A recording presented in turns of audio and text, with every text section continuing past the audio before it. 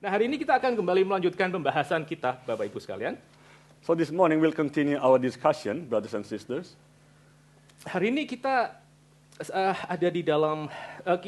ada di dalam break dari seri eksposisi Injil Yohanes. This morning we are taking a break from the exposition of the Gospel of John. Dan kita masuk ke dalam satu seri mengenai spiritual dryness dan juga spiritual absence. Dalam quote, again, in quote, spiritual absence. So we enter into the series of the spiritual dryness and the spiritual absence, quote unquote. Ini merupakan satu seri yang berusaha untuk membahas pengalaman aspek eksperiensial, aspek pengalaman dalam kehidupan Kristen, di mana orang Kristen itu bisa di dalam periode tertentu mereka seperti merasa Tuhan itu jauh, even Tuhan itu seperti tidak hadir dalam hidup mereka. This series talks about this experiential moment of the Christians, where the Christians feel that at some period that it's as if God did not exist in their life.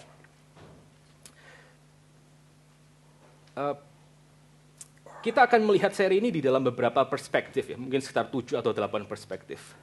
We'll take a look at this series from perhaps 7 to 8 perspectives. Jadi di dalam pertemuan yang pertama kita sudah sama-sama mendiskusikan bahwa orang itu bisa mengalami kayak semacam sense of the absence of God karena mereka tidak memiliki spiritual disciplines. So during our first meeting, we have already talked about that someone can feel sort of like this, the absence of God, because they did not do what's called in spiritual discipline.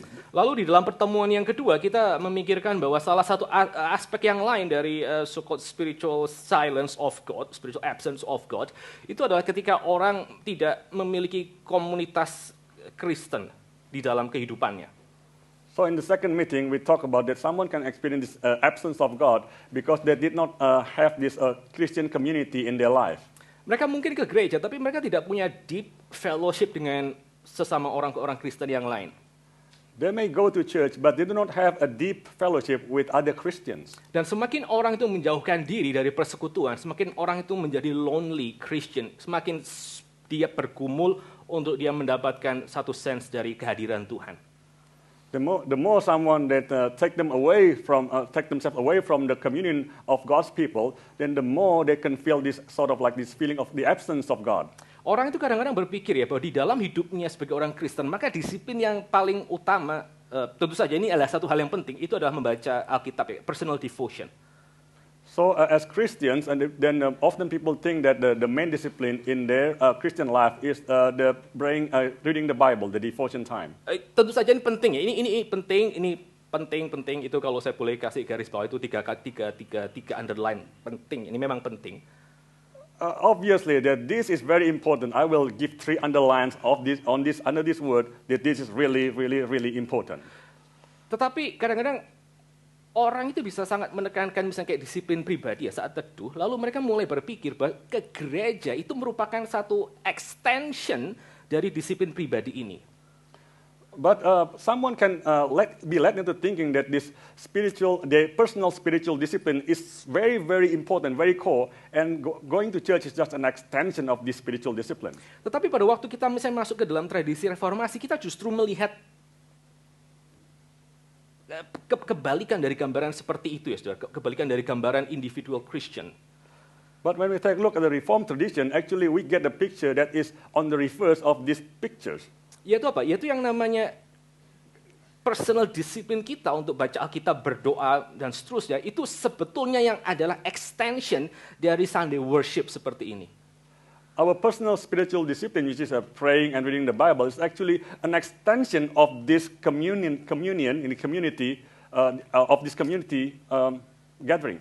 Dari Sunday service ini. Jadi kalau saudara melihat itu, nanti kalau kita melihat gambaran sorga di dalam kitab Wahyu, from the Sunday service. So if you look at this picture of the heaven in the book of Revelation, maka gambaran sorga itu adalah kita berkumpul dengan sesama orang percaya untuk kita melemparkan mahkota dan seluruh kehormatan kita di bawah kaki Dia yang duduk di atas tahta dan di hadapan anak domba.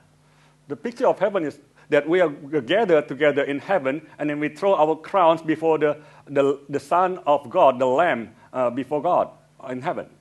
Dan itu merupakan satu hal yang kita coba cicipi di dalam Sunday service seperti ini. And this is the kind of atmosphere we're trying to have a foretaste of in this kind of Sunday service. Dan saat teduh pribadi dari Senin sampai seterusnya itu yang merupakan extension dari apa yang kita kerjakan hari ini.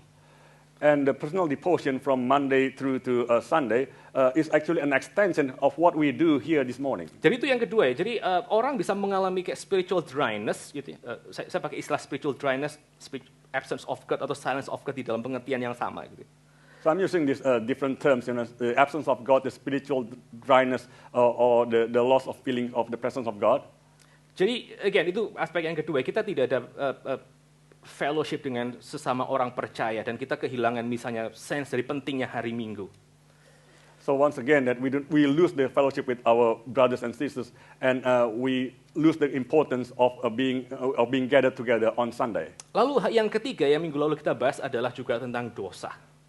And also last week what we talked about was about sin. Itu self-explanatory. Kalau kita orang Kristen hidup dan tinggal dan menikmati dosa, tentu saja kita akan semakin sulit untuk melihat Tuhan itu bekerja dan memimpin hidup kita. So that's self-explanatory. If we as Christian dwell in sin and we ignore discipline and we continue to commit in sin, then we'll certainly lose the presence of God. Hari ini kita akan melihat pada aspek yang keempat, yaitu kita akan memikirkan mengenai suffering di dalam kehidupan Kristen. This morning we'll take a look at the fourth aspect, which is about sufferings in our Christian's life. Mari kita sama-sama membuka satu bagian dari kitab suci, dari kitab Ruth pasal yang pertama. Let's open our Bible to the book of Ruth on the first chapter. Ruth pasal yang pertama, kita akan melihat ayat yang ke-20 sampai ayat yang ke-21. We'll take a look at Ruth chapter 1, verse 20 to 21. Ruth pasal yang pertama, ayat ke-20 sampai ke-21. Ruth chapter 1, verse 20 to 21. Kalau sudah dapat, saya akan bacakan untuk saudara sekalian. If you've got them, then I'll read these verses out for you. She said to them, "Do not call me Naomi, call me Mara, for the Almighty has dealt very bitterly with me. I went away full, and the Lord has brought me back empty. Why call me Naomi when the Lord has testified against me, and the Almighty has brought calamity upon me?" Mari kita berdoa. Let us pray. Lord, we are so thankful that today we can be here in your house to worship you together with our fellow brothers and sisters in the faith, Lord. And as we gather here, we pray that you would open our mind and soften our hearts so that what we would think, what we would ponder in the next hour would be truly food for our souls, Lord. And we pray that you would put the seed of your eternal word deep in our hearts, and we long to see that one day it would bear fruits tenfold, hundredfold, until one day we see you face to face, Lord. And we especially want to pray for those who are now struggling with lots of difficulties, struggling with different kinds of suffering. We pray that you would comfort them and you would give them strength through what we would think this morning. Thank you, Lord. Please hear our prayer. In the name of Jesus Christ, our Lord and Savior, who himself know what suffering means, we pray. Amen. Saudara, pada waktu kita memikirkan mengenai tema ini, ya, kita harus poin pertama, kita harus memikirkan mengenai apa yang bisa dikerjakan suffering itu ke dalam kehidupan kita. Brothers, when we talk about this topic, then we firstly need to think that what can suffering do to us? Pada waktu kita memikirkan suffering, ya, dan kita mengalami suffering, maka penderitaan itu bisa berujung kepada dua destination, ya, kepada dua outcome, ya, dua hasil. When we experience sufferings, then we can have two extreme outcomes. Yang pertama, ya tentu saja waktu kita memikirkan penderitaan, maka penderitaan itu bisa menjadi sesuatu yang sangat negatif untuk pertumbuhan rohani kita.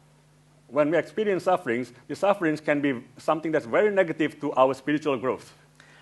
Pada waktu orang itu menderita apapun, ya, saudara, hari ini saya percaya juga pasti datang dengan a little bit of pergumulan lah. When someone is suffering, whatever it might be, I believe that when you come here this morning, you might have a little bit of a struggle as well. maka suffering itu akan membuat ya diri saudara itu curve itu diri saudara itu curve into yourself itu seperti diri saudara ditekuk untuk melihat dirimu sendiri. Suffering kind of like makes you, bend and curve into yourself, like looking into yourself. Orang itu secara general adalah orang-orang, kita tahu kita sebagai manusia adalah orang-orang yang egois ya. Kita nggak ada suffering pun kita egois. We know as humans that we are very self-centered people. Even without suffering, we are very self-centered. Ya, pada waktu orang mengalami suffering, maka seluruh konsentrasi hidupnya bahwa yang paling penting adalah dirinya sendiri di dalam alam semesta ini, itu akan semakin diintensifikasi. So even more during sufferings, this person, the self-centered person, as we are, then we will even think that the whole universe attention should be upon us. Satu kali Pastor Tim Keller itu memberikan satu ilustrasi seperti ini.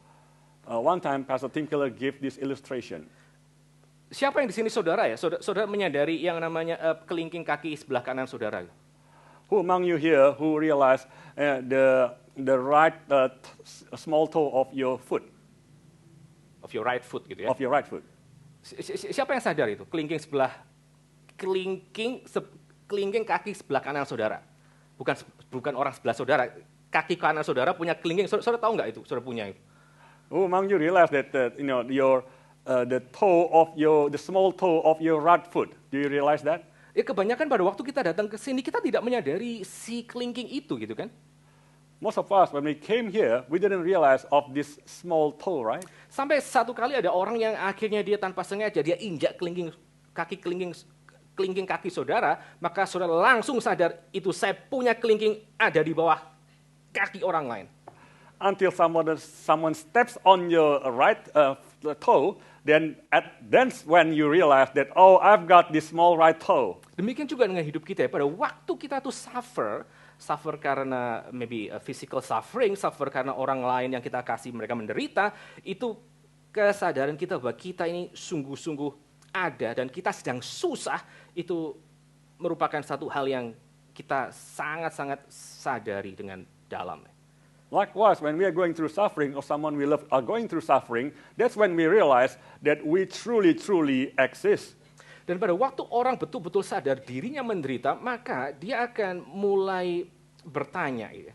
Dia akan mulai memikirkan mengenai kebaikan Tuhan dalam hidupnya. And when someone experience suffering, then they start to ask about the goodness of God in their life. Mereka akan mulai tanya itu saya ini sebenarnya salah apa itu di hadapan Tuhan? They start to ask themselves, what is my fault before God? Kok bisa ya Tuhan itu demikian tega membebankan kesulitan yang sangat besar ini di dalam hidup saya?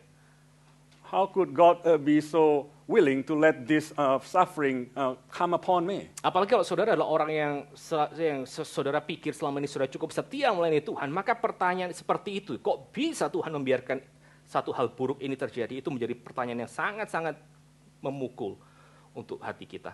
Let alone if you're someone who has been faithfully serving God, then you will question yourself, why would God allow this to happen to me? This will be something that really strikes you. Ini bukan hanya mengenai kesulitan-kesulitan yang luar biasa besarnya misalnya, seperti misalnya orang bangkrut harus jual rumah gitu. We're not talking about such great sufferings like someone's gone bankrupt, they have to sell their house. Tapi juga hal-hal yang let's say, sifatnya kecil. But these are also something that are small.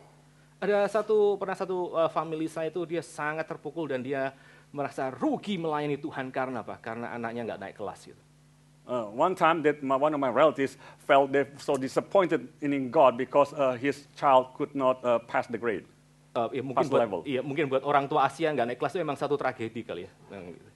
Tapi ya itu dia sampai kemudian berpikir udah nggak usah ke gereja lagi karena anakku tahun ini nggak bisa naik gitu. Bisa segitunya orang berpikir. Just because his son couldn't pass that level, that grade, that he could even think that maybe I will not serve God this year. Jadi pada waktu orang itu sudah mulai bend into himself, dia mulai curved, dia mulai akhirnya memikirkan pertanyaan seperti itu. Kok bisa ya Tuhan yang katanya baik itu membiarkan hal ini terjadi dalam hidup saya? Apakah saya punya salah tertentu yang saya tidak ketahui? So someone can look into themselves, bend into themselves, when they are suffering, and they could ask, why would God allow this suffering to me? What have I done? Bahkan pada poin tertentu orang itu bisa mempertanyakan bahwa apakah memang saya ini sudah diselamatkan ya, sehingga saya seperti tidak mengalami kebaikan Tuhan lagi. Apakah saya waktu itu sebetulnya belum diselamatkan? Or they can even ask whether they have been saved. They doubt their salvation, whether they have been saved at their time. Nah, kalau di dalam konteks yang sekuler, saudara, orang-orang yang bergumul dengan penderitaan, mereka yang bergumul dengan pertanyaan tentang kebaikan Tuhan, pada waktu mereka terbentur dengan hal seperti ini, mereka bisa punya pilihan untuk, just go to the hard. Saya jadi ateis sekalian. For the secular people, when they experience this suffering, what they can do is they just go away from God and they become a complete atheist. Tetapi untuk orang-orang Asia, karena apalagi orang Indonesia, kita bertumbuh dengan satu sense yang sangat dalam, pasti Tuhan itu ada. But for Asian, as we grow with the deep spiritual sense, then we would think that God must exist. Jarang sekali ada orang Indonesia yang betul-betul menjadi ateis yang secara intelektual gitu. Then rarely that there are Indonesian who become an atheist intellectually. Kalau orang, let's say dalam culture yang lebih sekuler, mereka akan bisa langsung jadi orang ateis. Untuk orang Asia, kita mungkin jadi orang-orang yang menjadi apatis ya. Kita jadi orang yang sangat dingin terhadap kekristenan. In secular world, then where people can be atheists, but for us Indonesian, we might become people who are very cold towards God. Ya, ikut Tuhan, nggak ikut Tuhan juga hasilnya sama gitu kan. Kita nggak bisa prediksi. Yeah, whether I follow God or not, the result is the same. I can't predict it anyway. Akhirnya hidup itu juga random. Life is random anyway. Orang yang mengikuti Tuhan dengan setia, dia bisa sakit dengan stadium yang sangat parah. Orang yang tidak percaya pun juga bisa sakit yang sama. Jadi, life is random. Someone who is faithful to God can also be very sick, of cancer and all that. Someone who is not faithful to God can also be very sick. So life is just random. Jadi, hal yang pertama itu, waktu kita menderita, maka penderitaan itu bisa sangat menjadi batu sandungan untuk kerohanian kita. So the first thing, when we suffer, the suffering can be a stumbling block to our spiritual condition. Tetapi ada kemungkinan yang kedua, yaitu pada waktu kita menderita, maka justru penderitaan itu yang akan membuat kita bisa masuk semakin dalam di dalam persekutuan kita dengan Allah Tritunggal. But there's the other possibility. When we are suffering, we can even enter into a deeper relationship and fellowship with God. Bahkan kalau saudara ini membaca kayak buku-buku apologetika Kristen, saudara akan mengetahui bahwa justru karena ada yang namanya suffering, ada yang namanya kejahatan, maka itu menunjukkan bahwa ada eksistensi Allah sebetulnya. And if you read the Christian apologetics, actually it says that, when there are sufferings, these are the proof that there is God. Pada waktu kita melihat suffering dan kita mengatakan this is something bad, ini adalah sesuatu yang buruk yang terjadi. When we experience sufferings and we say that this is something bad that's happening, maka kita mengasumsikan itu ada satu standar kebaikan yang situasi buruk tersebut itu akhirnya lacking. So we actually subconsciously assume there's actually the standard of goodness that is lacking here. Tapi standard of goodness itu dapat dari mana? So where did the standard of goodness come from? Ya, Kristen mengatakan the standard of goodness itu hanya kita bisa dapatkan ketika kita percaya bahwa ada Allah yang di dalam dirinya sendiri itu dia baik. Standard of goodness could be achieved because there is God who is good in himself. Satu kali satu orang namanya, satu penulis Rusia, Fyodor Dostoyevsky. One time, a Russian writer, Fyodor Dostoyevsky, dia mengatakan gini, kalau Allah itu tidak ada, maka semua itu permissible, semua itu bisa diperbolehkan. He said, if God did not exist, everything would be permissible. Dan itu betul. That's correct. Kalau Allah itu tidak ada, maka kita tidak bisa mengatakan ini jahat dan ini baik. Because if God did not exist, we could not say that this is bad or this is good. Pada waktu orang-orang Yahudi itu mereka dibantai, mereka dimatikan di dalam kamp konsentrasi. When the Jews were slaughtered in the concentration camp, lalu orang mengatakan ini merupakan satu kejahatan, ini merupakan satu suffering. And people say this is such an evil deed, this is such a great suffering. Kita tahu bahwa di mata Hitler, maka membantai orang-orang Yahudi itu merupakan satu virtue, itu merupakan satu kebaikan. We know in Hitler's eyes that slaughtering the Jews to him was good. Kalau selama masih ada orang Yahudi, maka Jerman tidak akan menjadi Ubermensch, itu menjadi orang-orang yang super. So long there's still Jewish in the German wouldn't be this ultra uberman, Terus superman. dalam situasi seperti itu maka kita mau tanya siapa yang sebetulnya benar dalam menentukan ini baik atau buruk untuk Holocaust. So in this situation, we can say which one is correct to determine whether the Holocaust is bad or good. Kalau misalnya kita tidak mengasumsikan, kita tidak percaya ada Allah, maka kita hanya akan mengatakan, ya buat sebagian orang memang ini baik, buat Hitler ya memang itu, buat sebagian orang ini adalah kejahatan, buat Hitler ya mungkin itu kebaikan. If we assume that there was no God, then we could say that, well, so some people, they could say that this is good. For some people, they would say that this is bad.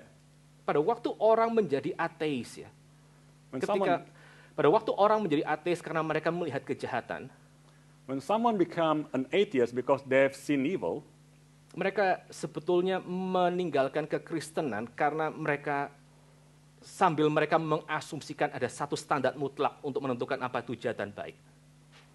they actually have forsaken the Christianity while they're abandoning the absolute standard that there is good and bad. Jadi orang itu meninggalkan kekristenan dan menjadi ateis sambil dia membawa asumsi Kristen bahwa ada standar mutlak untuk baik dan jahat.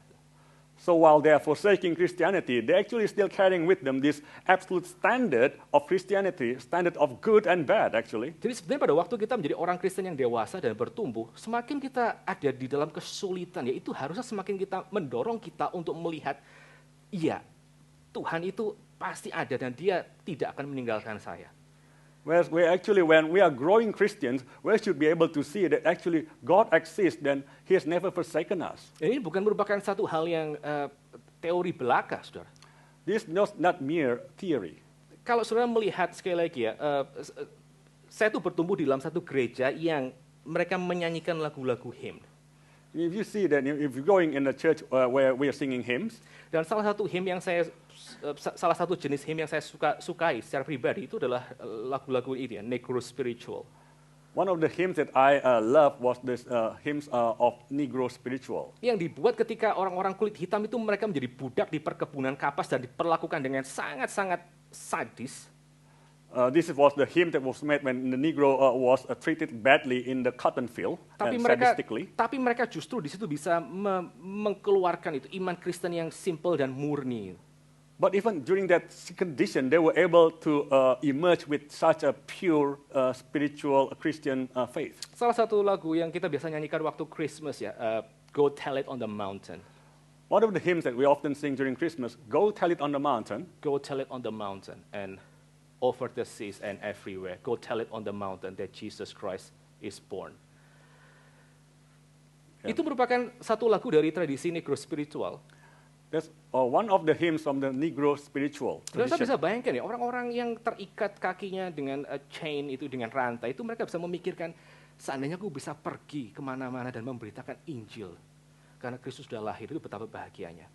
You could imagine that the people who were shackled in fetters, they could still think about what would it be, if I could go out and tell this gospel on the mountain everywhere. Lagu yang lain seperti misalnya ini ya, Lord, I want to be a Christian in my heart.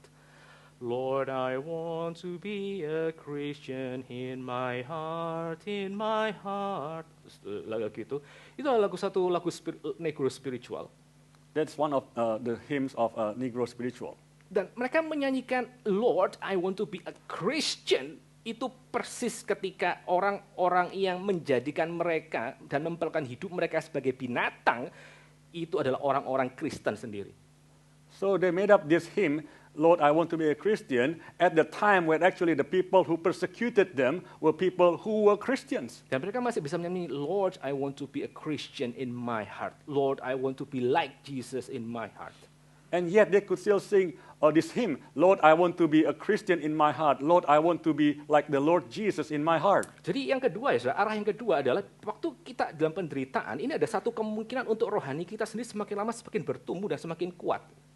So this possible direction, when we're suffering, we can actually grow in our spirituality. We can become stronger in our faith. Karena di dalam penderitaan, maka penderitaan itu akan membuka hidup kita lebih rapuh dan juga lebih vulnerable untuk kita boleh melihat pekerjaan Tuhan. Because suffering will open up our life to be more susceptible, vulnerable, and fragile to the work and the wonder of God. Dan itu merupakan dua arah dari suffering ya. Itu bisa menghancurkan saudara atau itu malah bisa membuat saudara punya pengalaman yang lebih dalam yang orang lain tidak akan mungkin pernah tahu karena mereka tidak alami penderitaan seperti saudara. So these are the two outcomes that can happen from sufferings, that you can even become away from God, or you can grow spiritually because you can know how good it is. This suffering has taught you about God, which people who have never experienced suffering would never know. Seperti yang saudara baca dalam kitab Ruth. Like what you have read in the book of Ruth. Pada waktu Naomi mengatakan kepada Ruth bahwa hidupnya itu begitu pahit. When Naomi said to Ruth that her life was so bitter. Karena dia kehilangan anak laki-laki dan dia kehilangan suaminya. Because he's lost all his sons and her sons and her husband. Semakin saudara membaca buku ini, maka saudara akan semakin melihat bagaimana Tuhan itu bekerja secara misterius untuk kebaikan bukan hanya Naomi tapi juga seluruh Israel. The more you look into this book, you can see how wonderful it is God work in Naomi's life, not only in Naomi's life but also in Israelites' life. Tapi karena dia apa? Karena dia tentu saja dia bertahan di dalam penderitaannya bersama dengan umat Tuhan yang lain. Why? But because she endured in her sufferings together with the rest of the God's people. Oke, jadi itu poin yang pertama. Apa yang bisa dikerjakan penderitaan dalam hidup kita? Itu dua kemungkinan. Negative or positive. Okay, that's the first point. What suffering can do in our lives, it could be negative or positive. Nah, poin yang kedua yang akan kita pikirkan hari ini adalah bagaimana kita bisa deal dengan suffering. Bagaimana kita bisa berurusan dengan penderitaan di dalam hidup kita. And the second point that we want to talk about is how can we deal with sufferings in our lives. Mulai dari cerita anak kita nggak naik kelas sampai kita mungkin harus kehilangan kesehatan kita secara terminal. From the story of like maybe our child could not pass the grade, or until we suffer a terminal illness. Hal pertama yang kita perlu pikirkan ya pada waktu kita mau mendiskusikan tentang respon kita sebagai orang Kristen terhadap penderitaan adalah kita itu harus memastikan sebetulnya di dalam hidup ini kita meletakkan makna hidup atau happiness kita di mana. The first thing we need to think about when we talk about how we as Christians deal with sufferings, then we need to first determine where is the purpose of our life. Purpose and happiness and meaning of our life itu kita letakkan di mana? Where do we place our purpose, meaning, and happiness in our life? Nah, yang namanya meaning dan juga happiness itu merupakan satu hal yang penting untuk survival kita, khususnya di dalam penderitaan. Well, meaning and happiness are very important in our lives, especially in our sufferings. Di dalam Perang Dunia yang kedua itu ada satu orang, dia bukan orang Kristen sih, dia psikologis gitu ya, yang bernama Viktor Frankl. In Second World War, there was a person, not a Christian, by the name of Viktor Frankl. Dia keturunan Yahudi dan karena dia keturunan Yahudi dia harus ikut ke dalam camp konsentrasi. He was of Jewish descent, because he was a Jewish, he had to go to the concentration camp. Lalu di dalam camp konsentrasi tentu saja dia berjumpa dengan ribuan orang. In concentration camp, he met with thousands of people. Dan pada waktu dia dalam camp konsentrasi ya, karena dia orang yang suka berpikir, maka dia bukan hanya sekedar jatuh ke dalam dia tidak jatuh ke dalam self pity, tapi dia di dalam camp konsentrasi dia mulai mengamati, ada pattern ini, orang-orang yang akhirnya bisa survive dan terus bertahan hidup dengan orang-orang yang akhirnya mati. In concentration camp, he wasn't someone who would fall into self-pity, but he would actually observe. Now, why is there in concentration camp there are people who would like die away, or people who will stand strong and survive? Ini mati bukan karena ditembak oleh tentara Nazi. No, these people died not because they were shot by the Nazis. Tapi dia melihat dalam camp konsentrasi itu ada orang-orang yang nggak dimasukkan ke dalam kamar gas, juga tidak ditembak mati, tapi mereka just mati gitu aja di atas tempat tidur itu.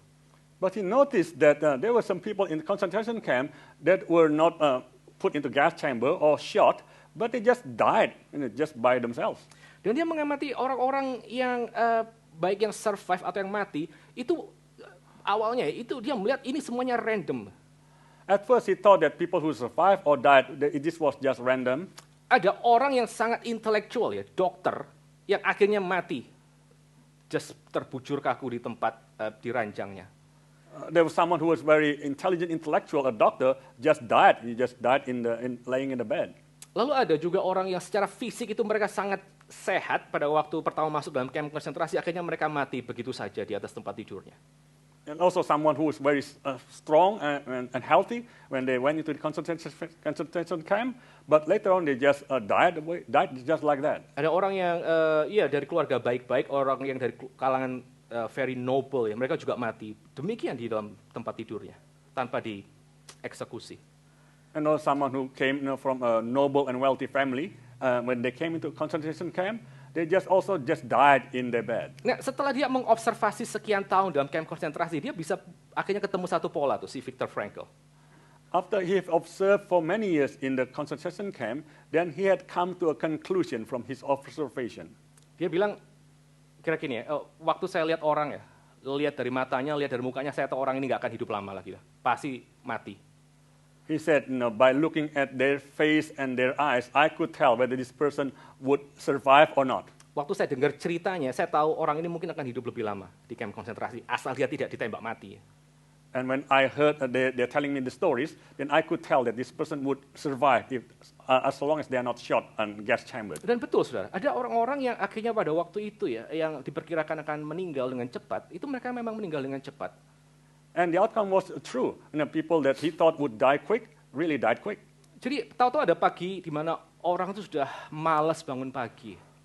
There was one morning when people were just lazy to get up. Mereka juga sudah terlalu malas untuk misalnya ke toilet ya, untuk buang air kecil atau air besar gitu. They were even too tired to go to toilet to do the big or small Ya udah things. just soil the bed gitu aja. Udah nggak ada keinginan untuk bangun. They just soil the bed. They didn't have even the will to get up. Dan beberapa hari orang itu akhirnya mati begitu saja. And in a few days, they just died away. Dan Viktor Frankl itu mengatakan seperti ini akhirnya di dalam seluruh observasinya. Ya. Dia akhirnya keluar dan survive dari kamp konsentrasi. And Viktor Frankl said this in his observation. He finally survived the concentration camp. Bahwa orang yang survive dan tidak survive itu akhirnya ditentukan apakah orang itu dia punya meaning, dia menemukan meaning di dalam penderitaan selama di dalam kamp konsentrasi atau tidak. What determined someone to survive or not survive the concentration camp was that whether this person found meaning in their suffering in the concentration camp. Pada waktu ada orang misalnya, dia bukan dari yang kelas prominent, bukan dari golongan yang bisa diunggulkan. For example, there was someone who is not of a prominent class or superior class. Tapi dia bercerita misalnya, saya rasa ya anak perempuan saya yang umur 6 itu dia survive dari kamp konsentrasi. Dia mungkin sudah lari ke Switzerland misalnya. And he tells the story, maybe my daughter has survived the concentration camp and he has run away to Switzerland. Maka orang seperti ini, itu kemungkinan besar dia akan tetap hidup selama sekian tahun di dalam kamp konsentrasi. Karena apa? Karena dia punya meaning bahwa penderitaan ini harus dia tanggung supaya nanti satu kali kelak dia ketemu sama putrinya yang mungkin ada di Switzerland. Now this sort of person will likely survive the concentration camp because he has the purpose and meaning of life, the desire, the will that he wants to get out so that he can one day meet with his daughter. Itu cuma alasan yang very situasional ya. And this is only even just a situational reason. Tapi itu cukup untuk membuat orang itu bisa bertahan hidup. Dia bertahan di tengah segala macam kesulitan dalam kamp konsentrasi. But even that is sufficient to make someone then bear up with all the sufferings in the concentration camp. Tapi orang yang tidak punya alasan kenapa dia harus terus-menerus survive dalam kamp konsentrasi, itu dia akan meninggal dengan lebih cepat, tidak peduli seberapa pintar atau seberapa kuat fisiknya. But on the other hand, that someone who has no reason as to why they need to survive out of this concentration camp, then they will die, no matter how strong and how smart and how noble they were coming from. Ya, ini terjadi juga dalam kehidupan kita sehari-hari lah, saudara. This also happens in our daily lives. Kita keluarin misalnya $5.000 itu mungkin mahal sekali untuk satu situasi. It might be very expensive for us to expend $5,000 for a situation. Kalau ada orang mencuri misalnya uang kita sampai $5.000 itu kita bisa maki-maki sampai beberapa bulan ke depan. If someone, for example, steals our money, $5,000, we probably, will condemn them, just 4 months. Tapi bisa bayangkan ya, case yang lain. Pada waktu saudara tahu misalnya anak saudara sakit, sakit apalah gitu. Terus dia harus ke private hospital atau spesialis. Lalu harus keluar $5.000 atau berapa puluh ribu dolar. Maka mengeluarkan uang yang mungkin dalam jumlah lebih besar, itu buat saudara itu bearable. Karena saudara punya meaning untuk menyelamatkan anak saudara. On the other hand, for example, if your daughter or son fall very ill and then you need to spend even much more than $5,000, tens of thousands of dollars, but you will feel that I can bear it up. Because why? Because you have this meaning and purpose for the spending of this money. Nah, jadi kembali lagi ya, kita sebagai orang Kristen pada waktu kita kita sedang dalam penderitaan, kita mesti memikirkan sebenarnya kita taruh meaning dan kita meletakkan happiness kita di mana. So once again, as Christian, we must be able to know what our meaning, where we places our meaning and purpose in life. Saya kutip again, Tim Keller. I'll quote again from Tim Keller. Tim Keller itu mengatakan kalimat seperti ini, dan itu kalimat yang sangat baik sekali. Tim Keller state this sentence. This was a very good sentence. Dia mengatakan seperti ini, semakin lama kita ini masuk ke dalam kebudayaan yang semakin sekuler, kebudayaan yang semakin meninggalkan Tuhan, He said something like this: the more we enter into a more secular culture, the secular that is coming away from God, maka kita ini dibuat untuk semakin lama semakin meletakkan happiness kita di dalam dunia ini. then we are made to be people who place our happiness more and more in this world. Ya, jadi orang tuh perlu meaning, orang perlu happiness untuk bertahan hidup. Tapi masalahnya, dunia semakin sekuler ini, itu membuat saudara akan meletakkan seluruh meaning dan happiness saudara hanya di dalam hidup ini saja. So someone needs meaning and purpose in this life. But in this secular world, people are driven to place more emphasis of their happiness and meaning more and more in this world alone. Padahal pada waktu saudara melihat kekristenan mula-mula misalnya, Whereas actually when you see the beginning of the early Christianity, maka saudara akan menemukan orang-orang Kristen semua itu mereka menderita dianiaya. you could see that the Christians were suffering of persecution. Dan mereka melihat penderitaan mereka itu sebagai sesuatu yang normal, saudara, normal. And they saw that their sufferings were just actually normal. Karena apa? Karena mereka meletakkan kebahagiaan dan pengharapan mereka itu di dalam tangan Tuhan yang kekal yang di atas. Why? Because they placed the happiness and hope in the hands of God, the eternal God in heaven. Jadi orang Kristen gimana ya? Jadi orang Kristen ya memang nanti mungkin harus dimakan singa. So, what should the Christian be like? Well, the Christian should live, just normal. We might be, mauled by the lions. Kita hari ini ketemu kecoa juga teriak-teriak gitu. And this day, we are frightened by meeting cockroaches. Itu buat orang Kristen ya jadi Kristen terus nanti satu kali dimasukin ke Koloseum, terus ada singa mencakar dan memakan saya. That's normal experience. For them, they thought, one day I would be put into the Colosseum, and then I would be eaten by the lions. That's normal. Karena apa? Karena pengharapan mereka itu ada di dalam persekutuan mereka dengan diri Tuhan, yang mereka akan terima kepenuhannya ketika mereka berjumpa dengan Tuhan. Why? Because they place their hope in the Lord, and they look to their fulfillment later on when they meet with the Lord. Sementara kita yang di dalam budaya sekuler ya, karena kita sudah meninggalkan Tuhan, maka kita tahu ya kalau emang Tuhan itu sudah nggak ada, Tuhan itu nggak relevan, maka my own happiness ya in this world. Whereas we in the secular world where we have forsaken God, so we'll think that my happiness is in this world alone. Dan pada waktu kita meletakkan meaning dan happiness kita di dalam dunia ini ya, itu dead end untuk kita menemukan ya damai sejahtera yang sejati. So when we place our meaning of life and happiness in this world alone, that is a dead end for us to be able to ever meet our happiness in this world. Viktor Frankl ya, itu dia akhirnya melanjutkan risetnya, dan dia mengatakan gini, orang-orang yang tadinya survive di dalam camp konsentrasi karena mereka ingin ketemu anaknya yang maybe ada di Switzerland. So Viktor Frankl continued with his research. Then he said that afterwards, this person who survived when they finally, because the survived concentration camp, because they wanted to meet with their daughter in Switzerland. Pada waktu orang itu bisa keluar dari camp konsentrasi setelah Perang Dunia Kedua selesai dan dia pergi ke Switzerland. After he survived the concentration camp and then he was able to, after the World War, went to Switzerland. Dan dia menemukan ternyata anak yang dia pikir masih hidup itu sudah mati di dalam camp konsentrasi yang lain.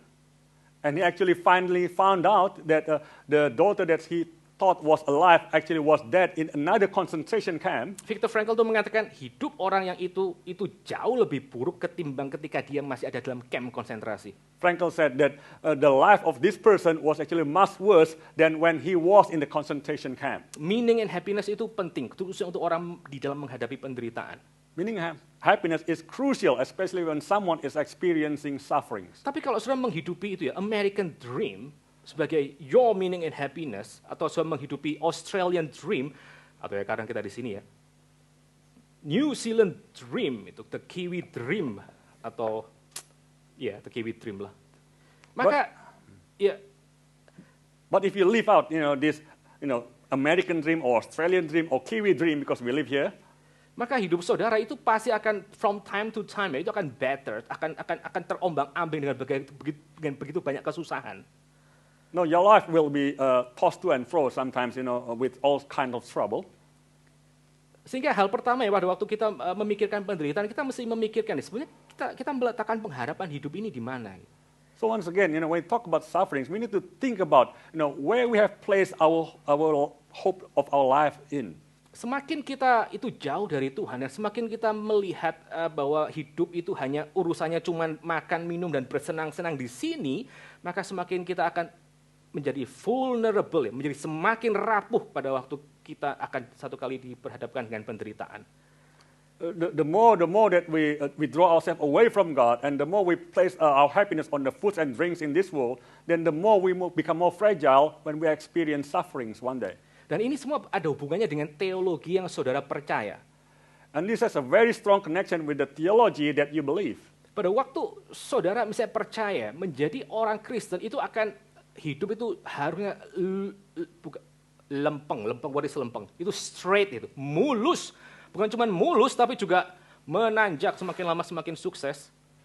When as Christian, you believe in theology that your life will be straight and smooth, and even actually going up, from better and better. Saudara akan very prone ya, saudara akan sangat mudah untuk saudara akan menjadi pahit di dalam hidup ini, menjadi pahit dalam hidup perjalanan saudara sebagai orang Kristen. It would be easy for you to fall into bitterness in your Christian life. Karena di dalam seperti misalnya kayak prosperity theology, mereka mengkacaukan antara foretaste ya, antara cicipan kehidupan yang penuh bersama dengan Tuhan, mereka mengkacaukannya dengan kepenuhan hidup yang akan nanti mereka terima di dalam langit dan bumi yang baru. Because like in the prosperity theology, they confuse between the foretaste, which is actually just a little bit of foretaste of the goodness of God, with the fulfillment of the goodness of God, which we'll receive later on in the heaven. Di dalam ini ya, bedanya satu lagi, di dalam kayak reform theology. So the difference is that once again in the reform theology, maka itu ada satu discernment, ada satu pembedaan mana foretaste dan juga mana fulfillment. There is a separation between the foretaste and fulfillment. Jadi di dalam hidup ini pada waktu kita menerima berkat Tuhan, kita bergumul, kita sakit, lalu kita berdoa kepada Tuhan dan Tuhan menyembuhkan kita bersyukur tentu saja. In this life, when we fall sick and then we pray to God and we are healed, we are restored, well, of course we thank God. Tapi kita juga tahu, nanti gue juga sakit lagi nih di dalam, I don't know, maybe berapa tahun lagi. But we also have the understanding that we might fall sick again maybe in a few years' time. Dan pada waktu sakit lagi ngapain? Dia berdoa lagi sama Tuhan gitu. And what do we do when we fall sick again? Yeah, we pray again to God. Dan kalau misalnya Tuhan memberikan kesembuhan, kita pasti bersyukur. And when God gives us healing, certainly we will give thanks. Tapi kalau misalnya tidak pun, but if not, kita tahu bahwa kesembuhan yang kita pernah alami dulu itu merupakan foretaste, merupakan cicipan dari apa yang akan Tuhan itu kerjakan seutuhnya pada waktu langit dan bumi yang baru itu datang. If not, we realize that the healing that we had received before was just a foretaste of the fulfillment that God will give us in the next life, in the afterlife, in the heaven, new heaven and new earth. Di dalam in the sight of eternity yang kita miliki itu cuma sekedar foretaste, cicipan. So what we experience in this sight of eternity is just a foretaste. Jadi kayak puasa, itu sifatnya intermittent. Gitu. It is like a fasting, it's intermittent. Tetapi sekali lagi kepenuhannya itu nanti ketika Tuhan menciptakan langit dan bumi yang baru. But the fulfillment is when later on, when God creates the new heaven and the new earth. Tapi kalau saya tidak berhati-hati di dalam kayak prosperity theology, maka antara foretaste sama fulfillment itu di meshed jadi satu. But if you are in the prosperity theology, this foretaste and fulfillment are mixed together. Surga itu kapan? Surga sekarang harusnya di sini. Where is heaven? Heaven is now, right here, right now. Gak perlu ada yang namanya foretaste ya, harus langsung masuk ke dalam fulfillment. Foretaste is not necessary. We should get into fulfillment straight away, right here. Jadi again ya, saudara, itu kita meletakkan happiness kita di mana itu sangat-sangat penting ya. So once again, where we place our happiness in this life is very important. Jadi kita bisa sangat ini ya, kita bisa sangat berbahagia misalnya kita melihat, let's say, ya tadilah bahwa anak-anak kita tumbuh dengan sehat misalnya. So that we can be happy when we see our children are growing well, healthy. Tapi sebagai orang Kristen kita tidak bisa meletakkan kebahagiaan kita yang ultimate itu di dalam anak-anak. But as Christian, we cannot place our ultimate happiness in our children. Kebahagiaan kita apa? Kebahagiaan kita tetap ada di dalam tangan Tuhan. Our happiness remains in the hands of God. Oke, itu poin yang pertama ya. Kita meletakkan meaning dan juga happiness kita yang di mana? So that's the first one, where we place our meaning and happiness. Lalu hal yang kedua, ketika kita memikirkan tentang yang namanya penderitaan ya, mempersiapkan diri atau kita sedang dalam penderitaan misalnya, hal yang kedua adalah kita juga harus mengerti natur dari penderitaan Kristus dan juga natur dari penderitaan yang kita alami. Gini nih, saya pakai bahasa lebih sederhana. Hal yang kedua adalah kita mesti mengerti ya, apa itu Injil dan apa jenis penderitaan yang sedang kita alami. The second thing, when we are dealing with how to deal with sufferings in this life, we have to understand the nature of the sufferings that we are experiencing in this life. Interestingly, saudara, di dalam Perang Dunia Kedua, itu yang masuk ke dalam camp konsentrasi itu bukan hanya orang-orang yang, let's say, sekuler seperti Viktor Frankl. Interestingly, people who went to the concentration camp not only were secular people like Viktor Frankl, tapi kayak di dalam sejarah itu ada satu profesor Reformed Theology yang juga pernah masuk dalam camp konsentrasi. Interesting. but there was also a professor of Reformed theology that went into the concentration camp. Ya, waktu dia masuk ke camp konsentrasi dia belum jadi profesor Reformed Theology. When he went into the concentration camp, he was not yet a Reformed theology, a professor of the Reformed theology. Namanya adalah Jürgen Moltmann. His name is Jürgen Moltmann. Ya, dia seorang profesor di dalam bidang Reformed Theology di Universitas Tübingen di Jerman. He's a professor of the Reformed theology in a university in Germany. Anyway, dia menjadi Kristen ya pada waktu dia ada di dalam tahanan itu, di dalam Perang Dunia Kedua. Anyway, he became a Christian when he was in the concentration camp in the World War II. Dan pada waktu dia keluar dan dia menjadi seorang teolog, dia banyak sekali memikirkan tentang yang namanya penderitaan dan hubungannya dengan salib Kristus. So when he got out of the camp and became a Christian, he thought a lot about the sufferings in relation to the cross of Christ. Dan dia mengatakan satu kalimat sepertinya, si Jürgen Moltmann. He said a sentence like this, Jürgen Moltmann. When the crucified Jesus is called the image of the invisible God, the meaning is that this is God and God is like this. Saya terjemahkan ya. Pada waktu Yesus Kristus yang disalib itu disebut sebagai gambar Allah yang tidak kelihatan, maka itu artinya adalah Yesus Kristus itu adalah Allah, this is God, dan Allah itu adalah seperti Yesus Kristus yang tersalib tersebut. Artinya apa? Pada waktu, ini poin yang kedua ya, bentar ya, kita tuh mesti mengerti itu, apa itu Injil. The second point, first we need to understand what is the gospel. Untuk kita boleh mempersiapkan diri menghadapi penderitaan. That is for us to be ready to experience the sufferings. Di dalam Injil ketika kita melihat Allah itu di dalam Kristus ya, dia menderita, kita tahu bahwa dia adalah Allah yang dia mau berbagian di dalam penderitaan manusia. In the gospel, when we know that God in Christ was the God who wanted to suffer for us, that we know that this is the God who cares for us. Di dalam Kristus Allah itu tahu apa itu artinya penderitaan, apa itu artinya kesulitan. In Christ, God knows what it means to suffer, what it means to bear the cross. Ini adalah Allah yang kita percaya sebagai orang Kristen. This is the God whom we believe as Christians. Dia bukan Allah yang tinggal di sorga, lalu pada waktu umatnya menderita, dia langsung kirim satu orang nabi, kamu maju ke sana terus say something to my people. This is not a God who just dwells in heaven, and when we are suffering, He would just say, I'll send one of my people, my prophets, to the people. Dia bukan Allah yang tidak tersentuh dengan penderitaan ya. Di dalam inkarnasi Kristus ya, Allah pribadi kedua itu menjadi manusia dan dia tahu apa itu yang namanya penderitaan.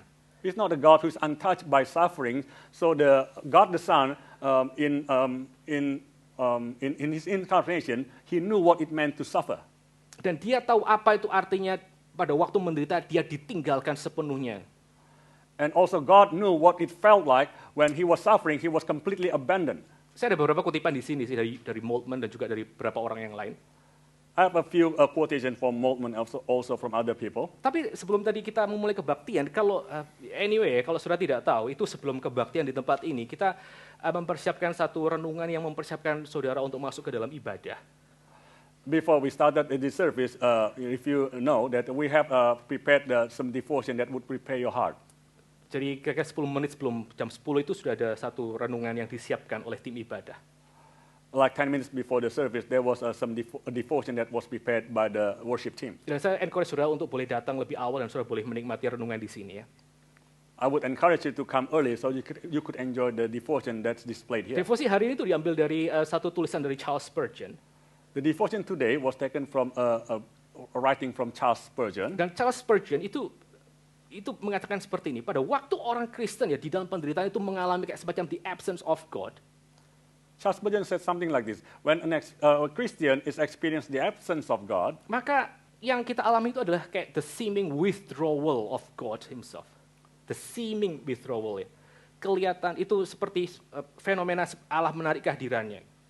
So what we feel is that the seeming withdrawal of God, just the seeming withdrawal of God. Tetapi pada waktu Yesus Kristus disalibkan dan suara berteriak ya, Allahku, Allahku, mengapa engkau meninggalkan aku, itu adalah the actual withdrawal.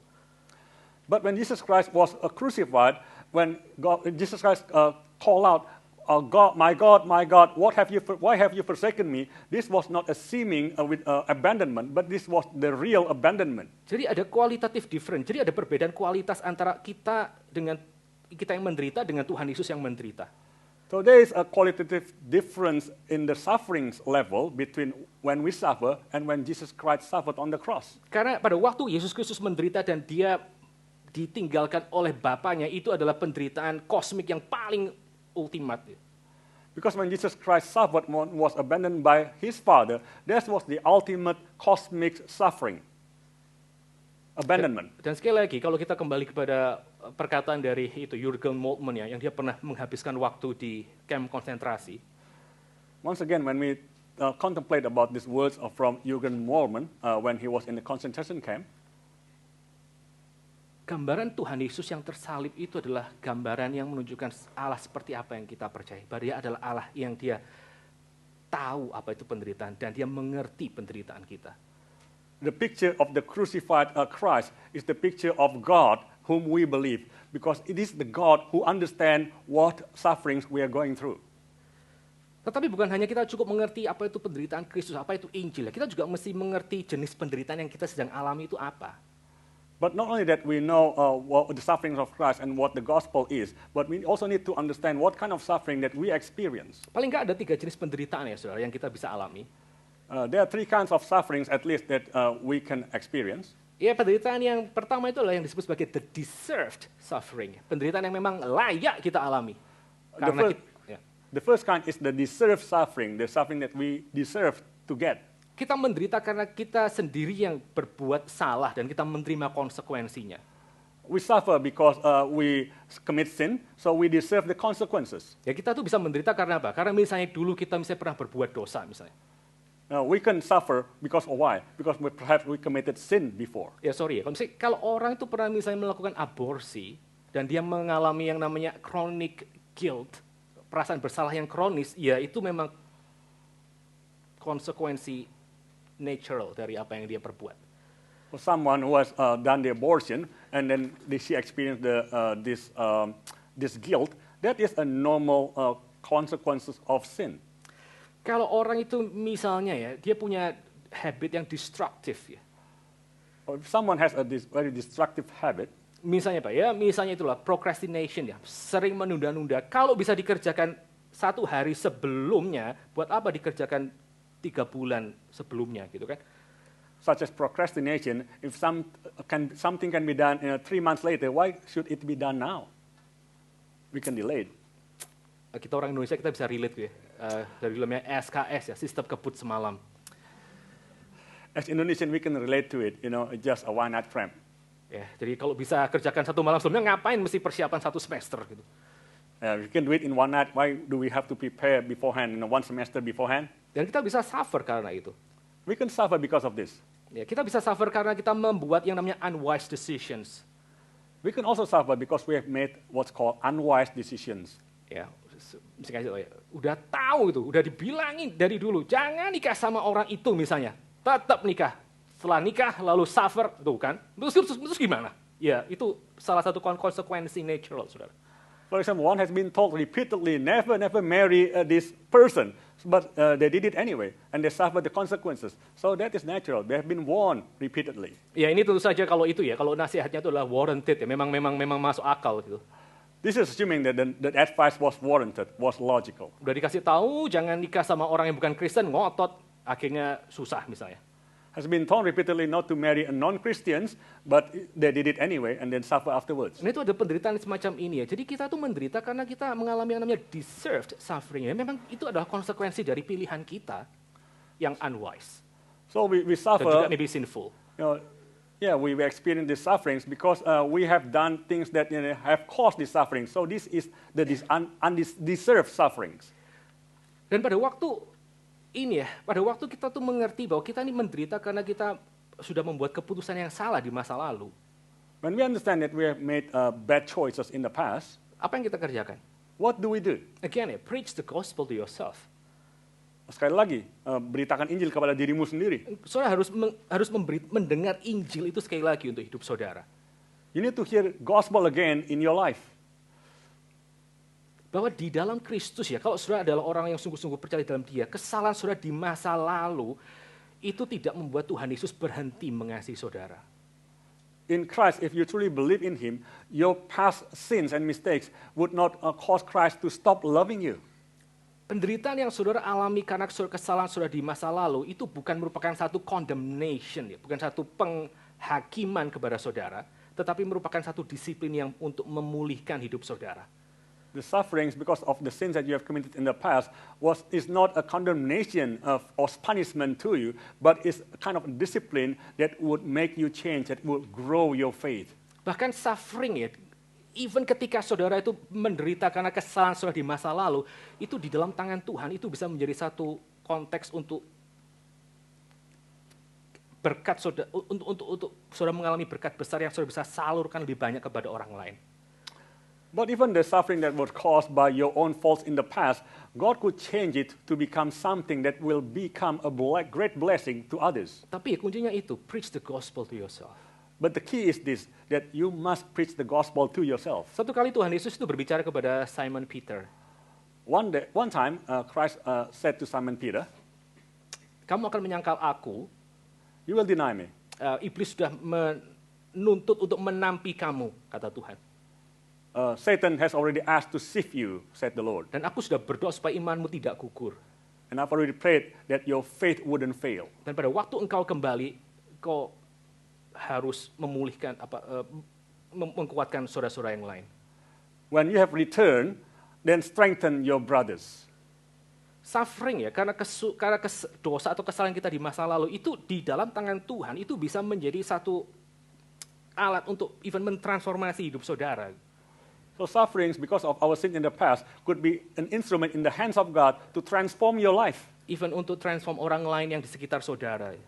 And even further to transform the lives of others around you. Asal apa? Asal tentu saja di dalam krisis ya. Ini suffering mau jadi negatif atau positif, saudara again setia di dalam tangan Tuhan. So once again, whether the sufferings will bring you into positive or negative, it depends. It depends in the hands of God. Where you have placed your faith, in the hands of God or not. Seperti kata Daud ya, lebih baik jatuh ke dalam tangan Tuhan ketimbang jatuh ke dalam tangan musuhnya. Like David said, it is better to fall into the hands of God than to fall into the hands of my enemies. Model penderitaan yang lain ya, itu yang kita bisa sebut sebagai innocent suffering. The other model of suffering is what's called innocent suffering. Nah, di dalam innocent suffering, orang Kristen itu menderita karena let's say menderita bukan karena dosa yang dia kerjakan. In innocent suffering, that Christian can suffer not because of the sins they have committed, Ya, dia itu bisa terjadi karena hal-hal yang di luar dirinya, seperti misalnya natural disaster, ya, bencana alam. or this can happen because of things outside of themselves, for example, the natural disasters Atau misalnya pandemic, or pandemic. atau misalnya inilah, some people ya, mereka bisa, let's say punya kesulitan-kesulitan pribadi di dalam hidupnya, misalnya.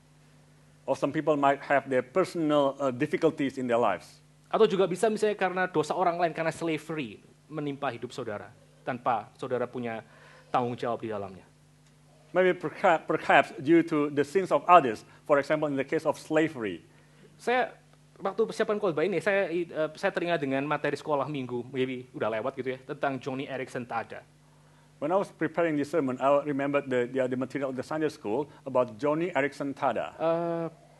Dia mungkin sekarang udah umur berapa ya, 70-an kali, 60-70-an ya. Johnny Erickson Tada itu adalah satu orang Kristen yang dia mengalami kelumpuhan dari leher ke bawah ya. She's probably in her late 60s or 70 now.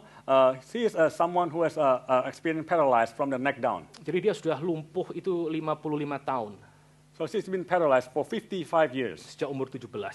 since she was 17. Jadi sebelum kelumpuhan itu dia adalah satu orang yang sangat aktif sekali. Dia katanya suka untuk mengendarai kuda, horse riding, terus camping, terus berenang, dan a lot of physical activities. Before she was paralyzed, she was a very outdoor and active person, camping, horse riding, swimming, and all sorts. Lalu satu kali dia bersama dengan saudaranya, mereka mau berenang di satu tempat, terus dia langsung jump in gitu. Apa sih namanya? Dive. Ya, dive. Oke, langsung lompat untuk diving. One time she was with her relatives at the place they were swimming, and she dived into the water. Dan dia tidak tahu bahwa itu shallow water. Dan dia mengatakan, I snap my back gitu, pada waktu jatuh dengan leher dahulu. Dan dia harus mengapung sekian lama dengan wajah yang menghadap ke danau itu untuk sekian waktu lamanya. She didn't know that it was a shallow water. So when he dived in, she banged his head into the bottom of this place, water, and then she heard, she was paralyzed, basically. She snapped her back. And she was floating in the water with the face down. Dan dokter mengatakan waktu itu dia mengalami kerusakan di bagian tulang belakang dan dia harus hidup seperti itu selama-lamanya. And at the time, the doctor said that she has broken her spine and she would have to live in that condition for the rest of her life. Innocent suffering, sir. Innocent suffering. By the way, Johnny Erickson Tada itu menjadi orang yang sangat menjadi berkat bagi orang lain.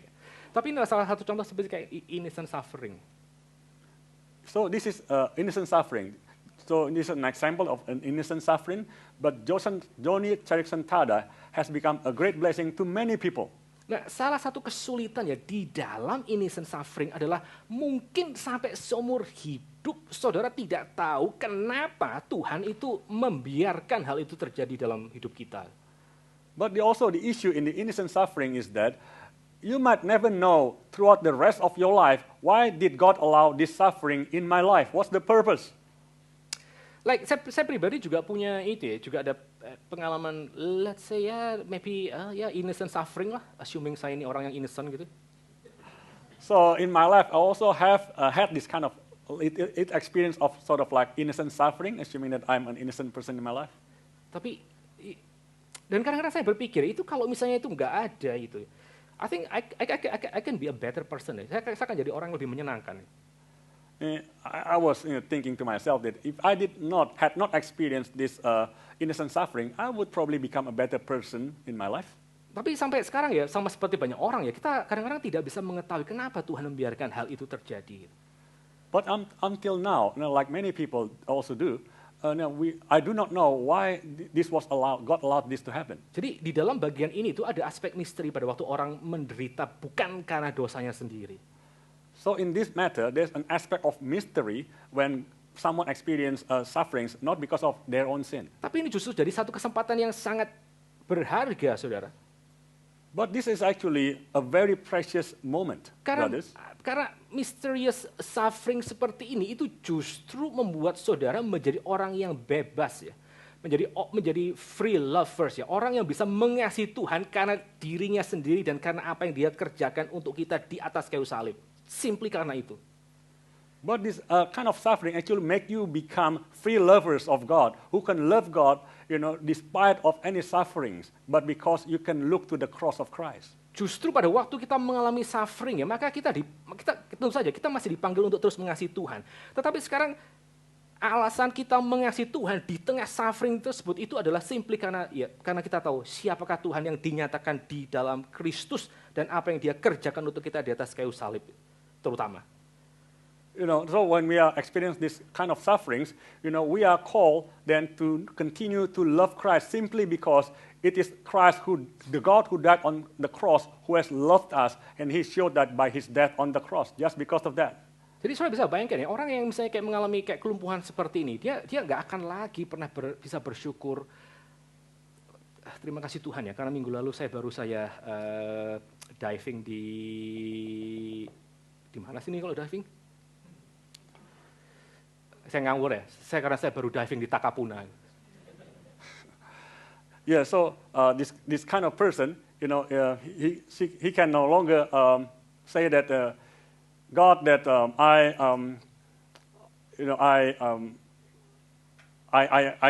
got paralyzed. I've dived and broken my spine, and because I've just dived in Takapuna. No. Kalau orang mengalami suffering seperti ini ya, dia nggak akan lagi bisa mengatakan like if people suffer like this ya, like they can't possibly say, Lord, I am so thankful for you because last week I just dived in Takapuna and I could see all these beautiful corals down the lake in Takapuna, assuming Takapuna has a lake. Yeah, so someone who suffered like this, they would not be able to say, "Oh, thank God, because I suffered so much and I broke my spine because I dived in Takapuna and I could see beautiful corals underneath the Takapuna water." Itu kita akan kehilangan momen-momen untuk kita mengucap syukur seperti itu kepada Tuhan. We'll completely lose our moments to give thanks to God in this kind of situation. Pada waktu misalnya kita paralyzed dari leher ke bawah. When we are paralyzed from the neck down, kita juga akan kehilangan momen untuk mengucap syukur kepada Tuhan. Tuhan, saya berterima kasih kan hari ini saya bisa main sepak bola sama anak saya misalnya, atau sama teman saya. We'll also lose the moments where we can say, thank you God, because today I had the chance to play soccer with my friends and my children. Kita akan kehilangan momen seperti itu, saudara. We'll lose all these moments. Tapi ini justru menjadi satu kesempatan untuk kita menjadi free lovers. Kita mengasihi Tuhan simply karena siapa Tuhan dan apa yang Dia sudah kerjakan bagi kita di atas kayu salib gitu.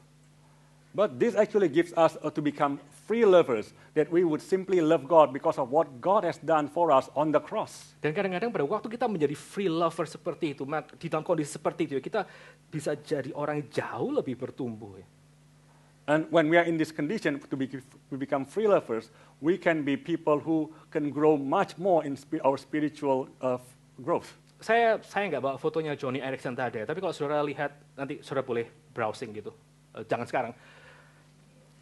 Kalau saudara lihat fotonya Johnny Erickson tadi, dia I think she's one of the most peaceful person in the world. Dia satu orang yang punya damai sejahtera di dalam dunia ini ya, dengan senyum yang sangat beautiful.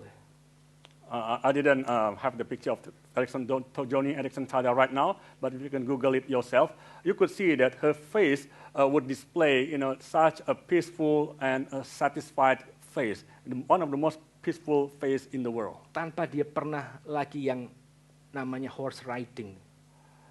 Without her ever being able to horse ride anymore. Atau diving di mana gitu. Or ever dive anymore. Atau hiking ke atas gunung gunung apa. Or hike, to whatever mountain. Tapi dia punya itu, has a peaceful beyond this world ya. But she has this peace that is beyond this world. Again ya, kalau sudah mengalami innocent suffering, apa yang saudara harus kerjakan? So once again, when you experience the innocent suffering, what should you do? Preach the gospel to yourself. Again, preach the gospel to yourself. Bahwa Tuhan Yesus itu mengasihi saudara. That the Lord Jesus loves you. Dan dia membuktikannya dengan dia mati di atas kayu salib untuk saudara. And he has proven that by his death on the cross. Dan bahkan dia berjalan bersama dengan saudara di dalam penderitaan. And he even walks with you throughout suffering. Saya pernah satu kali baca satu artikel tentang Johnny Erickson Tada, itu terus kayaknya nggak pernah ketemu lagi bagian itu. Once I read an article about Johnny Erickson Tada, I never found that article anymore. Itu dikatakan ini, waktu dia di dalam fase-fase pertama kelumpuhannya, dia sangat-sangat susah. Gitu. Dia memberontak kepada Tuhan. In the first phases of her paralysis, it was said that she actually wasn't happy, she rebelled against God. Dan temannya datang menghibur ya, temannya sebagai orang Kristen ya, dia mengatakan Tuhan Yesus tahu penderitaanmu. And then came to her and tried to comfort her, and said that, the Lord Jesus knows your sufferings. Dan dia protes, mana bisa Tuhan Yesus tahu penderitaan saya? And then she protested, how could the Lord Jesus know my suffering? Terus temannya mengatakan itu pada waktu di atas kayu salib, Tuhan itu juga hanya bisa menggerakkan kepalanya saja. Dia tidak bisa menggerakkan tangan, dan dia juga tidak bisa menggerakkan kakinya. He knows your suffering. So her friend replied to her, when Jesus was on the cross, he also could not move his hands or feet or body. He could only move his head. He knows about your suffering. Preach the gospel to yourself, saudara, supaya saudara punya kekuatan untuk menjadi free lovers. Preach the gospel to yourself, brothers, so you could become free lovers of God. Suffering yang berikutnya, The next kind of suffering, itu disebut sebagai righteous suffering. this is called righteous suffering. Innocent suffering itu bisa menjadi righteous suffering. Innocent suffering could become righteous suffering. Ketika di dalam suffering tersebut kita sengaja bertahan di atas iman Kristen untuk menjadi kesaksian bagi banyak orang.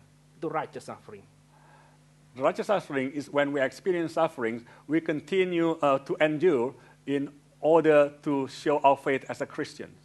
Kita berdiri, stand up for Jesus itu, seperti lagu hymn mengatakan. Kita berdiri bagi nama Tuhan Yesus. We stand up for Jesus, just like what that hymn says. Itu 3 macam suffering yang kita bisa yang kita bisa pikirkan. So these are the 3 kinds of sufferings which we can think about. Bahkan sekali lagi ya, di dalam righteous suffering pun, maka saudara harus senantiasa preach the gospel to yourself. So even in the righteous sufferings, you must preach the gospel to yourself. Johnny Erickson Tada itu mengatakan kalimat seperti ini ya. Orang mungkin pikir saya ini raksasa rohani. Johnny Erickson Tada said something like this. People might think that I am a spiritual giant. Tapi sebenarnya pergumulan saya setiap hari sampai hari ini setelah 50 tahun saya lumpuh itu sama seperti ketika saya hari pertama lumpuh. But actually my struggle not today for the past 55 years is the same struggle that I have right now with what I had then 55 years ago. Setiap hari dia preach the gospel to herself. Every day she preached the gospel to herself. Setiap hari dia berdoa, Lord, I can't do this. I need your strength. Please give me your smile. Every Tuhan, day. aku sangat berat hari ini. Aku tidak kuat lagi. Aku perlu kekuatanmu dan aku perlu engkau memberikan senyumanmu kepada hidupku supaya aku bisa share kepada orang lain. Yeah, Lord, I need your love, your smile every day, your strength every day, so I could then share my life with other people. Dia mengatakan satu kalimat lagi ya. She said one other sentence. The weaker I feel, the harder I lean upon Jesus and the stronger He becomes to my side. Semakin aku merasa lemah ya, maka semakin aku bersandar ke atas diri Tuhan. Dan pada waktu semakin aku belajar bersandar kepada Tuhan, maka Tuhan itu menjadi kelihatan semakin lama semakin perkasa, semakin kuat di dalam hidupku. Kata Johnny Erickson tadi. Even orang yang mau righteous suffering ya, they have to preach the gospel to themselves every single day. Mengkhotbahkan Injil kepada diri kita masing setiap hari. Even someone who is experiencing a righteous suffering, they must preach the gospel to themselves every day. At the end of the day, saudara, Pada waktu kita melihat sekali lagi penderitaan gitu ya. Selain kita mengerti beberapa jenis penderitaan, At the end of the day, after we have taken a look at a few kind of sufferings and understand them, maka kita juga harus percaya bahwa penderitaan kita itu ada di dalam kedaulatan Tuhan, ya, ada di dalam ketetapan Tuhan. we also must believe that our sufferings are under the sovereignty of God. Entah untuk alasan apa, maka Tuhan itu membiarkan kita mengalami penderitaan yang maybe berat sampai yang lebih berat. Whatever reason that God has allowed our sufferings, whether it is just a very small suffering or a great suffering. Nah, ini merupakan satu hal yang menjadi pergumulan dalam hidup kita ya. Pada waktu kita mau percaya bahwa ini semua terjadi di dalam ketetapan dan juga di dalam kontrol Tuhan, itu satu hal yang tentu saja bergumul untuk kita sebagai orang Kristen ya.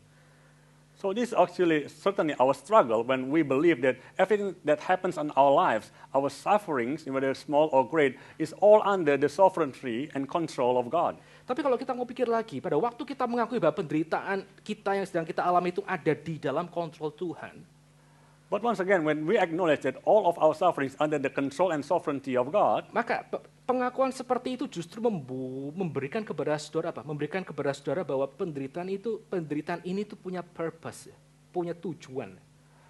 this admission will again tell you that actually these sufferings has a purpose, has a goal. Pada waktu kita percaya bahwa yang namanya penderitaan itu ada di dalam kontrol Tuhan, When we believe that our sufferings are in the sovereignty and control of God, maka penderitaan itu, apapun itu ya, itu akan kehilangan kekuatannya untuk disprove God's love and power upon me. so whatever that sufferings is, that suffering will lose its ability to disprove God of His power and love. Itu beberapa hal yang kita bisa pikirkan, saudara, untuk kita bicara tentang penderitaan. So these are a few things that we can talk about in sufferings. Yang terakhir ya, poin yang ketiga ya, how suffering can transform you. So the third thing, how suffering can transform you. Short answers, suffering itu memurnikan hidup saudara. Short answer, suffering purifies your life. Suffering itu bisa membuat saudara mengalami kehidupan persekutuan yang lebih dalam dengan diri Tuhan. Sufferings makes you able to have a deeper fellowship with God. Pada waktu orang mengalami suffering, maka semakin dia ditarik untuk makin masuk ke dalam inti daripada Injil, kabar baik tersebut. The more someone experiences sufferings, the more that person is going to be withdrawn into the essence of the good news of the gospel itself. Saya kutip Jurgen Moltmann sekali lagi. I'll quote from Jurgen Moltmann once again. Saya nanti terjemahkan dalam bahasa Indonesia. I'll translate in Indonesian later on. God does not become a religion so that man participates in him by corresponding religious thoughts and feelings. God does not become a law so that man participates in him through obedience to a law. God does not become an ideal so that man achieves community with him through constant striving. He humbles himself and takes upon himself the eternal death of the godless and the God-forsaken, so that all the godless and the God-forsaken can experience communion with him. Saya terjemahkan ya. Tuhan itu tidak menjadi agama supaya orang boleh berbagian di dalam dia melalui ketaatan religius. Tuhan tidak menjadi hukum supaya orang itu bisa berbagian di dalam dia melalui kepatuhan kepada hukum. Tuhan tidak menjadi satu gagasan yang ideal supaya manusia berusaha mencapainya dengan kekuatannya diri sendiri. Tapi Tuhan, dia merendahkan dirinya sendiri dan mengambil kematian, sama seperti kematian orang yang godless ya, dan orang yang terlupakan, supaya semua orang yang mengalami kematian yang terlupakan tersebut mereka bisa punya komunion dalam dia. Ya, kira-kira seperti itu. Sekali lagi ya, he humbled himself and takes upon himself the eternal death of the godless and the God-forsaken, so that all the godless and the God-forsaken can experience communion with him. Justru pada waktu orang menderita, mereka bisa punya komunion di dalam dengan Tuhan yang dia pernah menderita. Even when people are suffering, they can experience a deeper communion with God Saya who died for him. selesaikan dengan satu kutipan dari Timothy Keller. Once again, I'll close with the quotation from Timothy Keller. If we ask the question, why does God allow evil and suffering to continue? And we look at the cross of Jesus, we still do not know what the answer is. However, we now know what the answer is not. It can't be that he doesn't love us. It can't be that he is indifferent or detached from our condition. God takes our misery and suffering so seriously that he was willing to take it on himself. Kalau kita bertanya, kenapa Tuhan mengizinkan kejahatan dan penderitaan ini terjadi? Dan pada waktu kita melihat kepada salib Kristus, kita mungkin tidak akan tahu kenapa hal itu terjadi pada kita. Tapi paling tidak kita tahu apa yang bukan menjadi alasan kenapa penderitaan itu terjadi. Alasannya itu pasti bukan karena dia tidak mengasihi kita, itu bukan pasti karena dia tidak peduli atas kondisi kita. Karena Tuhan sendiri, dia sudah mengambil penderitaan dan juga kesusahan itu demikian seriusnya sehingga dia memikul semuanya itu atas dirinya di atas kayu salib. Mari kita sama-sama berdoa. Let us bow our heads and pray. Bapak, Father in heaven, we are so grateful that today you have spoken to us, Lord. We, like your servant, pray for those who are now struggling with any kinds of suffering in their life. Your servants pray that you might give him strength, Lord, and your servants also pray that any kinds of suffering would become the context where you can call them to draw closer to you, Lord. Please help them and strengthen them with the gospel that they might know that the Lord whom they worship is the same Lord who has died for them, who has suffered in this place, Lord. We pray that you would strengthen them with your spirit and you would take their hands in your hands and you would lead them through their valley of darkness and death, Lord. We are so grateful that we have such a faithful shepherd that before we step into that valley of darkness and death, you are already there with your staff and your rod to comfort us. Thank you, Lord. In the name of Jesus Christ, our Lord and Savior, who revealed himself and his love for us on the cross, we pray. Amen.